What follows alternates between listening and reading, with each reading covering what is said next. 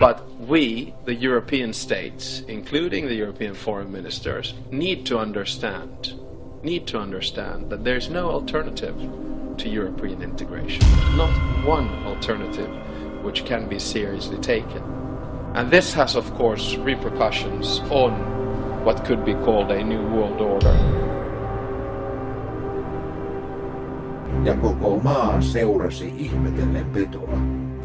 Ja he kumarsivat lohikäärmettä, koska se oli antanut sellaisen vallan pedolle, ja kumarsivat petoa sanoen, kuka on pedon vertainen ja kuka voi sotia sitä vastaan.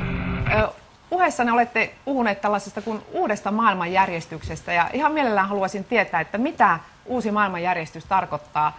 Kyllähän maailmanjärjestys on menossa uusiksi. Kysymys on oikeastaan nyt näissä vaaleissa siitä, että pitää valita sellainen henkilö presidentiksi, jolla on edellytyksiä se Suomen paikka varmistaa tässä suuressa muutoksessa globaalitasolla.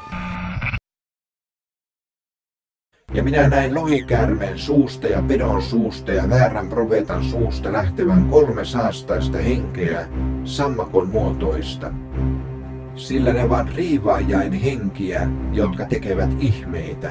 Ne lähtevät koko maanpiirin kuningasten luo kokoamaan heidät sotaan Jumalan kaikkivaltiaan suurena päivänä. Siis kyllä minulla on se käsitys, että tämä vuosituhannen alku jää maailman historiaan uuden maailmanjärjestyksen aikana.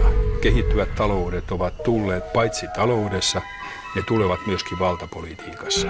Jos nyt saataisiin uusi maailmanjärjestys, eli että valtion lainoissa sijoittajat häviäisivät rahaa, joka on järkevä tavoite, johon mennään 2013 eteenpäin. Mutta jos se tapahtuisi nyt,